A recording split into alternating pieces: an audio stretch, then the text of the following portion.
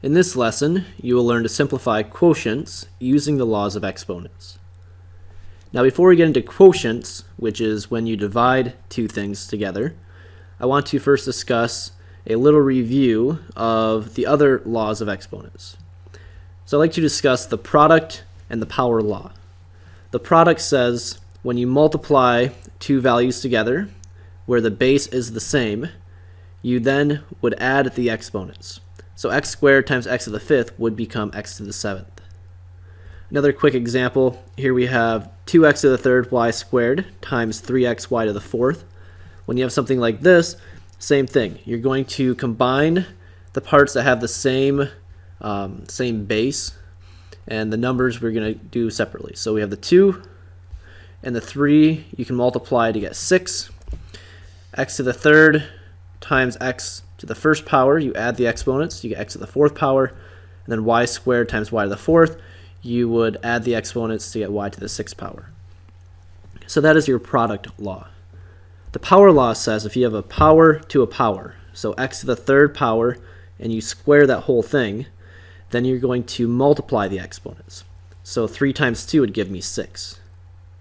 Another quick example, if there's multiple things within parentheses, you're going to raise every part to that second power. So 2 to the second power would give me 4. X to the fifth to the second power, you multiply 5 times 2 to get x to the 10th power. And y to the third power squared, you multiply 3 by 2 to get y to the sixth power. So there's a little review from previous lesson on the product and the power law. Now in this lesson we're going to talk about when you divide. So right here, the product law says when you multiply, you add the exponents. So we can kind of assume that if you were to divide, you would then subtract the exponents, which is in fact what we're going to do. So for example, here is 2 to the fourth over 2. So we know intuitively how to solve this. 2 to the fourth power would be 2 times 2 times 2 times 2, which would be 16, divided by 2 would give you 8. So we know this should equal 8. But I want to discuss with you or show you the law behind this so that we don't have to multiply out every time. So we don't have to do 2 times 2 times 2 times 2. We can do a shortcut. So if we want to think of it as we would have 4 2's on the top and then 1 2 on the bottom. And what we can do is we can think of this by dividing the 2 on the top with the 2 on the bottom. Okay, that's one of our laws of fractions. If it's all multiplication on the top and everything is multiplied on the bottom, then we can cancel things out. So we're left with an 8 here as well. And actually a third way to think of this would be now we would have 2 to the third power, right? We have 3 2's on the top. 8 is the same thing as 2 to the third power. So notice what we did. If we have 2 to the fourth power over 2 to the first power, we can subtract the 4 and the 1 to get 2 to the third power. And that's going to be your law of exponent dealing with division. So if you have something raised to a power divided by something raised to a different power, you can just subtract the exponents.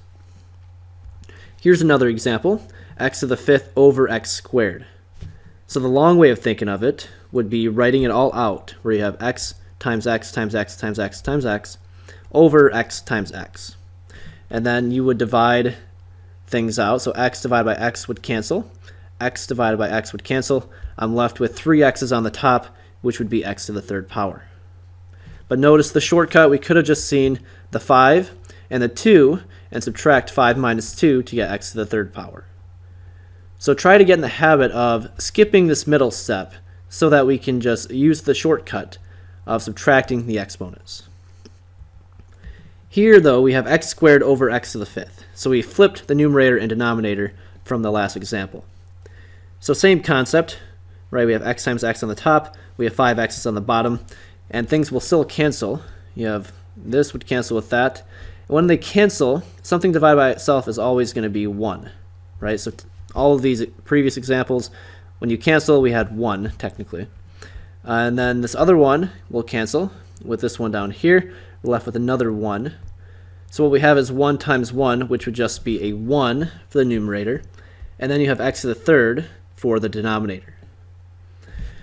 So here, notice a little nuance of this law, that yes, you can subtract the exponents, 5 minus 2 or 2 minus 5, but your variable with the exponent will go wherever the bigger one was. So what I mean by that is, notice the x to the fifth was the bigger number, the 5 is bigger, so when you divide, yes, you subtract the exponents, 5 minus 2 to get 3, but x to the third is going to be on the numerator because that one had more to begin with. Whereas the third example here, x squared over x to the fifth, you can subtract the exponents, and when you subtract 2 from 5, you'd get a negative 3, or if you subtract the other way, you get positive 3. But either way, the third power is going to go wherever the bigger one was originally. Here we had a 5 down here, which was bigger than the 2 on the top. So it's going to go down in the denominator. So x to the third would be at the bottom of the fraction, and the top of the fraction would just be a 1. And we're not going to get into this too much at the moment, but like we said, we can subtract the exponents and get your solution. And we'll discuss later, but if you subtract 2 from 5, that would be x to the negative third power. And we'll discuss later in more detail negative exponents, but just want to introduce you to the fact that x to the negative third would be the same thing as 1 over x to the positive third. So a little side note there. If you don't quite understand that, that's okay. We'll discuss that in more detail later. So here are a couple of examples we're going to walk through. And if you understand the concept, you could be finished watching this lesson. But I'm just going to walk you through a bunch of examples to illustrate how to use this concept. So here we see 3 to the fifth over 3 squared. Okay, you have the same base. They both have a 3 for the base. So I can subtract the exponents, 5 minus 2, to get the third power. So it's 3 to the third power. And the question is, will this be in the numerator or denominator? Well, the 5 was bigger, and that's in the numerator. So this would end up on the numerator. So this would be 3 to the third over 1, or just 3 to the third power. Okay, and 3 to the third, you can write that as 27. Next example, you have t to the eighth over t to the fifth. Same exact concept as we just did, except now we have variables instead of numbers. And here we're dividing, so we subtract the exponents, 8 minus 5, to get t to the third power. And it's going to be in the numerator because the 8 was bigger, so when I divide, it's going to be in the numerator at the end. So we can think of this as t to the third over 1, or just t to the third. Next example, here, same thing, we subtract the exponents. So we have x to the fourth over x to the seventh. So as I stated briefly, yes, we could write this with negative exponents. 4 minus 7 would be x to the negative third power. But I don't want negative exponents. I want to do it the other way I showed you. So I subtract the exponents, 4 and 7, I get a x to the third power. But notice the 7 is bigger, and that's in the denominator. So your answer is going to be in the denominator, 1 over x to the third power. Next example, we now are combining numbers and multiple sets of variables. So here, same concept though, you're going to look at each part separately. And so 6 divided by 3, that would cancel, and I have 2 over 1. X to the third over x squared, well, when I simplify that portion, I subtract the exponents, 3 minus 2, to get x to the first power. And that's going to go in the numerator because the bigger exponent was in the numerator. So those will cancel, and I'm left with now x to the first power on the top. And then for the y's, we have y squared over y to the first power. You subtract the exponents, 2 minus 1, to get y to the first power. And it's going to go in the numerator because 2 was the bigger exponent, and that was in the numerator. So my solution would be 2 times x to the first power times y to the first power, or simply 2 times x times y. Another example, here we have 4 ab to the fourth over 12ab squared. So 4 and the 12, you can look at the numbers by themselves. 4 divided by 12 would be 1 over 3. And then the a divided by a would cancel to give me 1 over 1. And then b to the fourth over b squared, you subtract the exponents, so 4 minus 2 to get b to the second power. And that's going to go in the numerator because the bigger exponent was in the numerator, so therefore your solution would be in the numerator. So my final solution, putting everything together, 1 times b squared would just be b squared, and then the denominator would be 3 times 1, which is just 3. Next example, you have x squared to the third over x to the fifth. Now this one, we're combining the power law with the law with dividing. And so when you have a power to a power, x squared to the third power, you can multiply the exponents. So x squared to the third power, you multiply 2 times 3 to get x to the sixth power. And now from here, you can simplify further. X to the sixth over x to the fifth power. We have the same base, so the exponents you can subtract. So 6 minus 5 would give you x to the first power. And that's going to go in the numerator because the numerator had the bigger exponent. So this would be x to the first over 1, or just x to the first, or you can think of that just as being x. Next example, we have 5t cubed over 15t to the fifth power. Well, the 5 and the 15 can reduce. You'd have 1 over 3, and then t to the third over t to the fifth power. You have the same base, so you can subtract the exponents. So the 5 minus 3 would give me 2. So I have t squared, which will go in the denominator, because, that should be a 2, and it's in the denominator because the exponent in the denominator was bigger than the 1 in the numerator. So my solution would be 1 over 3t squared. And that should be a 3 there, not just a t squared. Next example, we have 30x squared y to the third over negative 6x cubed y squared. So the 30 and negative 6 can reduce. You would have 5 over negative 1, or you can think of that just as negative 5. Does not matter where the negative goes. And then x squared over x to the third, you subtract the exponents. 3 minus 2 would give you 1, and that's going to be down in the denominator. So x to the first would be down here because the 3 is bigger than the 2, and the 3 is down here in the bottom. And then looking at the y's, we can simplify, and we subtract the exponents. We get 3 minus 2 to get 1. So we have y to the first power, which would go in the numerator because the 3 is bigger, and the 3 is in the numerator. So my final solution would be negative 5 y to the first over x to the first, or simply negative 5y over x. Next example, we have 48 x to the fifth y to the fifth over 32 x to the fourth y to the sixth power. And here you can simplify the 48 and 32. And you can actually divide both by 16. So that would give me a 3, and this would give me a 2.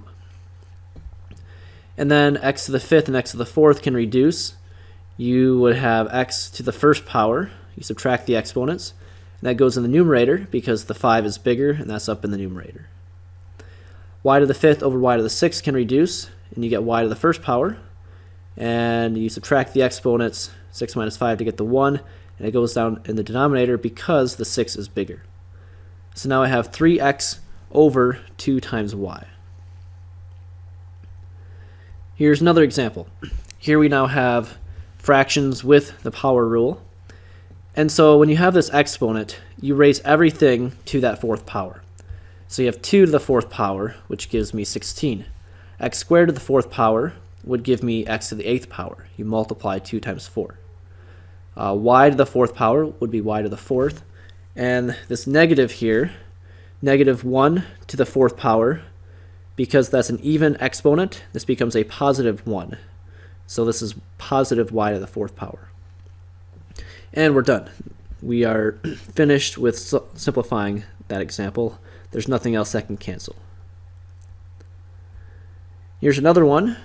And a little shortcut we can use when you have two fractions multiplied together. What you can do is you can imagine this line being extended, because when you multiply fractions, what you're doing is you're multiplying the numerators and you're multiplying the denominators. So what we have is, for the numerator, notice the 2 and the 2 in the denominator. Those can cancel. Because everything is being multiplied together, those could cancel, and I get 1 over 1. And nothing else can cancel, but I can combine the numerator. 3u times u would give me 3u squared. And let's see here, 3u squared. Ignore what I just posted. And then in the denominator, you have v squared times v squared, which gives me v to the 4th power. So my final solution would be right here. Okay, we have two more examples I'm going to walk you through. Here we have xy squared over 2 times 6x over y squared. And here, if we want, we can combine the numerators together. So now I have 6 and then 2 x's, x to the first times x to the first gives me x squared over y, or times y squared, over, and then 2 times y squared gives me 2y squared. And then I can simplify. 6 divided by 2 would give me 3 over 1. And then the y squareds would cancel completely. So what I have is going to be a 3 times x squared. And then lastly, here we have one that's a little more complicated. But notice the squared, you're going to square everything here in the parentheses. So if you square something that's negative, you have a negative times a negative, which becomes a positive. And then you take the 4, and you square the 4 to get 16. You square a squared to get a to the 4th power. You square 3 to get 9, and you square the b to get b squared. And then over here, a negative raised to the 3rd power would be a negative, like negative 1 times negative 1 times negative 1, which would become still a negative answer. So this would still be a negative answer because it's raised to an odd power. Then you raise b to the 3rd power. You raise 2 to the 3rd power to get 8. And the a down here, raise that to the 3rd power as well. So what I can do when I multiply, remember I can imagine this line being extended, and I can cancel anything on the top with anything on the bottom, because everything is being multiplied or divided. So the b to the 3rd divided by b squared would cancel. You subtract the exponents, 3 minus 2, I'm left with 1b in the numerator. And then for the 8 and the 16, you can divide, and you get 2 over 1. The a's can cancel, a to the 4th and a to the 3rd. Subtract the exponents, we have a to the 1st power, and that goes in the numerator because the 4 is bigger than the 3, and the 4 is in the numerator. And that looks like that's it. That can simplify. So we have, don't forget the negative there. We have a negative 2ab for the numerator. And then the denominator, you just have this 9 right there. And that is my solution. So we've learned how to use the different properties of exponents, and we put it all together in this lesson as well. So good work, and we will see you next time.